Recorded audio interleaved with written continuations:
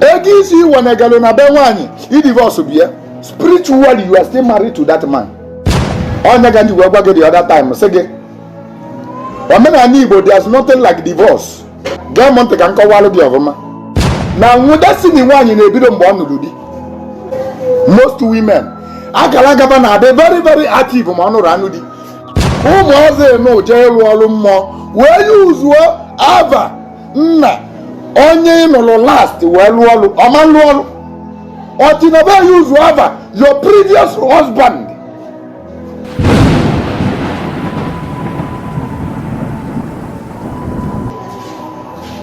Ọ bụrụ nwaanyị niile ka ị ga-eti ife na scot free.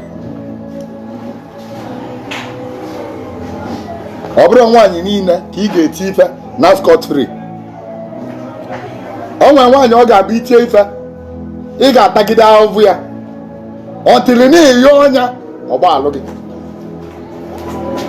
O nwere ndị ga-eji anya mmiri wee kọsụwa gị nwanne m nwoke mbọsị ọ ga-emekwa gị mbọsị ọ ga-agọzikwa gị ọ ya sị gị na ọgbaala gị ịdị dịkwa gị anya mmiri apụta ya n'anya o maka na anya mmiri ka o ji wee kọsụwa gị ọnya mere na so many cause has not been broken maka na ibe eji wee bụọ ọnụ ka eji abụ ya lị. Ọ bụ na ị wara ọjị wee were ọjị bụọ mmadụ ọnụ mbọsị ya abụbụ ọnụ abịa wakwa ọjị. So many ladies you need to make them to bring out that tears ọ bụghị itiri ibe n'ime ebe tears of joy apụta ya n'anya o wee bụ ya lega ọnụ ọbụ gị ya bụkwa na-ede free. If not ị ga-atagide ahụhụ ya.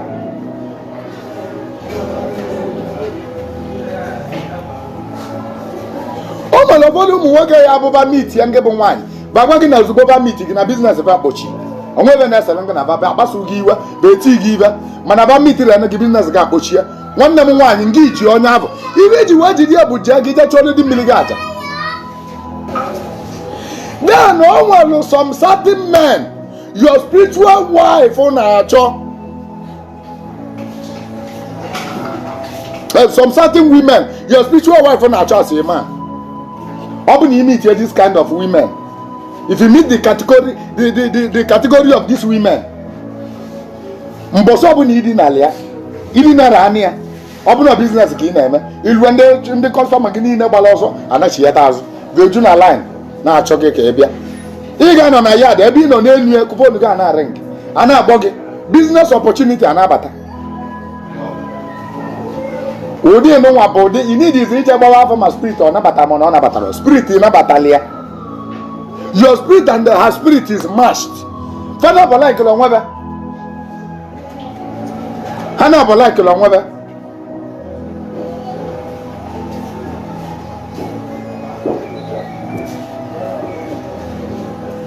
Eweli ike otu anụ nwe ebe ka nke na ebe ka mụ na gị kpalịa m for instance mụ na gị na asị nwaanyị ịbụ mụ na gị afọ anya chọ ka anyị kpalịa m ka anyị just mebe friendship ma ọ distant.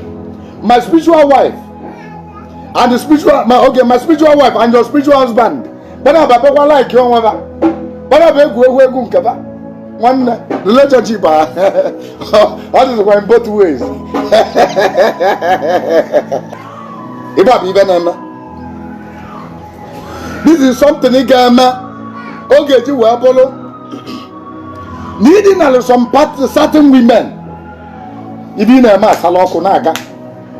Then in the other world ọ bụrụ maka na di mmiri gị na nwunye mmiri gị join kama na the woman take the oath kwue na nya ga-abụ nnukwu ọgala nwaanyị na-abụ. Let me now tell you something sọsọ nwaanyị kata na agalaga na anya ma nnu di bụ nwaanyị ga-progress ma ọ bụ na ọ nụbeghị di. Ụfọdụ ụmụ nwaanyị aghọtara ebe a nwaanyị nwere ike ịkpa ego ka nwoke bụ nwaanyị kata na agalaga na anya ma nnu di. Ọ bụrụ anụ na ịkata na agalaga na ị ga-anụ di o nwere ibe mmekọtalụnụ ka ị stand ya on your own. Until na ịnụọ di afọ mgbe ọ bụ na o ji wee nụọ di ibe ọ bụ na o tiri aka mgbe ahụ ọsala ọkụ maka gịnị na nwụda si na nwaanyị na-ebido mgbe ọ nụrụ di. Most women akala gaba na-adị very very active ma ọ nụrụ anụ di and nke di ya onwe nke bụ na di gị na-aga n'iru ngụwa na-aga n'iru. O nwere ụmụ nwoke bụ na ba n'idile nwaanyị kaba wee bụrụ milonia. Ọ bụrụ na ị nụrụ nwaanyị ị na-eli from hand to mouth maka na ngụnwa na onwe gị katawa na akalaka na mgbe ị ga-eji wee kpara ego bụ mgbe ị nụrụ nwaanyị. Ndị Igbo sị na ọ na-abụ onye nụọ nwaanyị amalụ ka ọra na ọ bụrụ mgbe ị na-anụbere nwaanyị.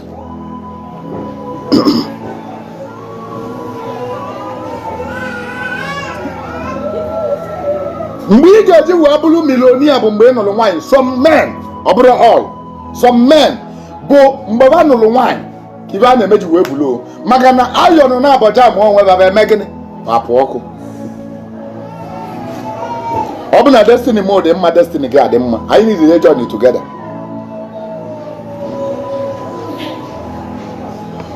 O nwere nwaanyị na-akata n'akalaka, ebe ọ kata n'akalaka bụ na the more di ya na-alị ya, the more you na-make love to the woman, the more you are getting rich. Onye bụ ụfọdụ ụmụ nwaanyị a ga-abụ eje amụọ idinara anya ya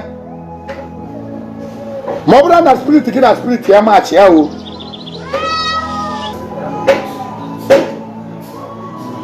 So di nụ batara anya ya n'ụlọ, the more ọ na-eje n'ive, the more nya bụ o jere anụ ebe ahụ mana ọ revive go, o jere anụ di ya o gozigo onwe ya, o jere anụ ebe ahụ ọ lekwago ọgwụ ya.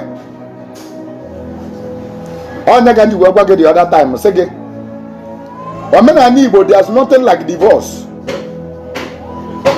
Egwuru m ya mbọsị ụfọdụ aghọtara ya, gee m ntị ka m kọwalụ gị ọfụma. Ụfọdụ ụmụ nwoke ga-asị gị na nwunye m mee nke divorce anya, na nwunye m mee nke divorce anya. Egwuru m nke mbọsị ya n'ụwa ụna aghọtabe anya. Chere ka m kọwalụ gị ọfụma. Na nwunye gị tụtara ime outside, ọ bụrụ ya ga-enye ị ga-eji wee divorce ya, ibu nwere ike ime bụ separation. Dabịa nya jebe nọdụlụ onwe ya nụọ nwaanyị ọzọ, i divorce na divorce. Then ibu na-akpọ divorce tata abụrụ ya bụ divorce. Ibu na-akpọ divorce today abụrụ ya bụ divorce. Divorce abụrụ nke a na-eme na court. Divorce abụrụ iwene gị ego, maka ụfọdụ ime unu gasị na ọka iwene gị ego ọ kwụrụ n'isi. Ego isi iwene galụ na be nwaanyị i divorce bụ ya. Spiritually you are still married to that man.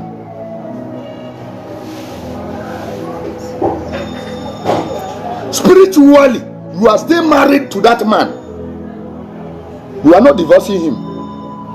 There's no how you can divorce him. Ọ bụrụ na ịnụ adị ọzọ,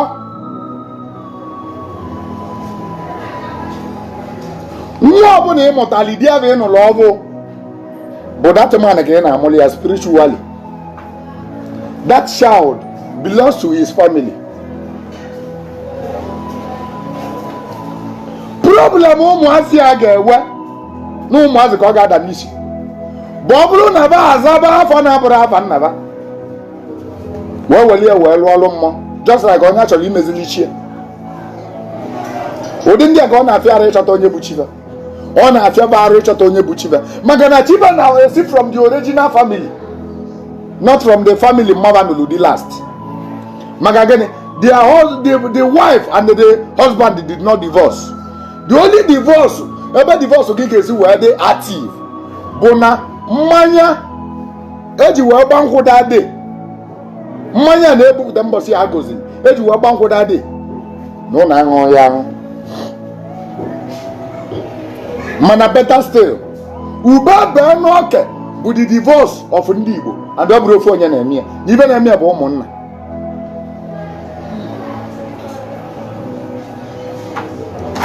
E na-ebute ọgbe mmanya were akwụkwọ ube gba ajụ,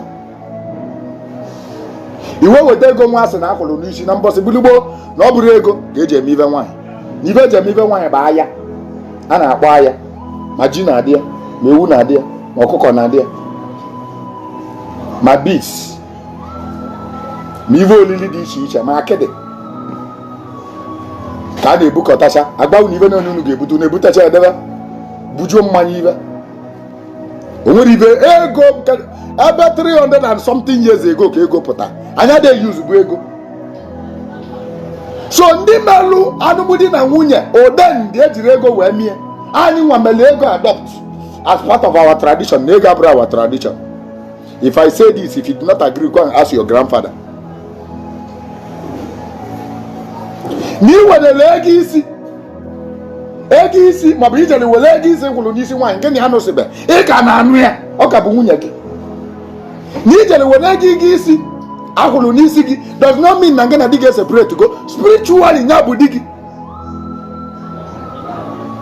Mma kuzi nka next week. Fully. But mma be about marriage. I will teach you about marriage. Wait for me next week.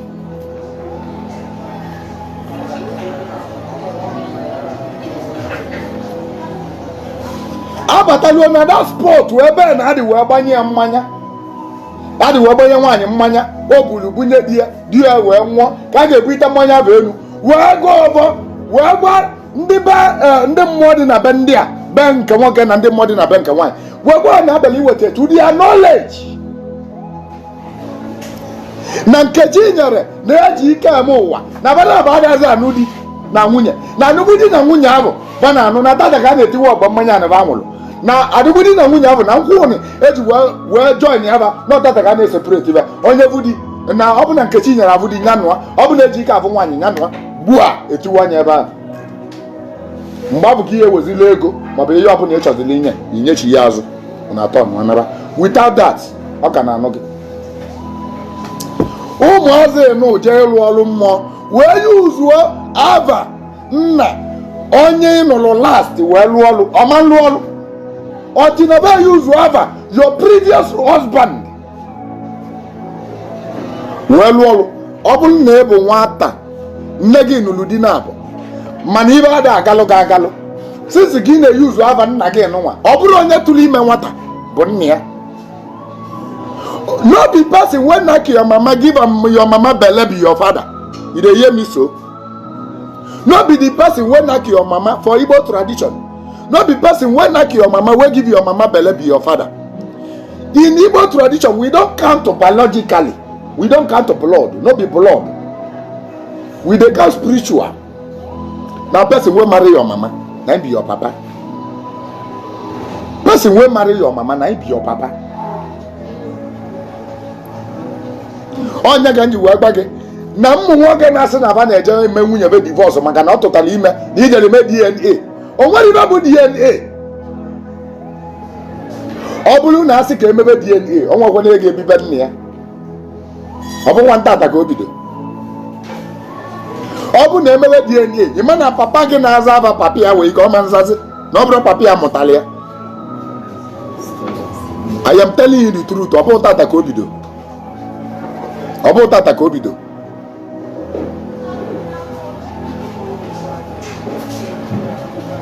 Ọ bụ tata ka o bido. Ọ bụrụ ka emere DNA, nke nwa na-aza aba na-achọ ka ime DNA. Ọ bụrụ ka emere DNA, you may cease from answering your father's name. Maka na ewere ike ọ bụrụ na ọ bụrụ your father ma ọ gị.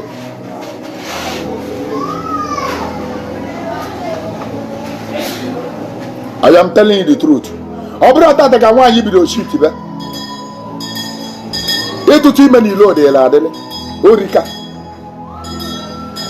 Mana your father nwere ike mmanụ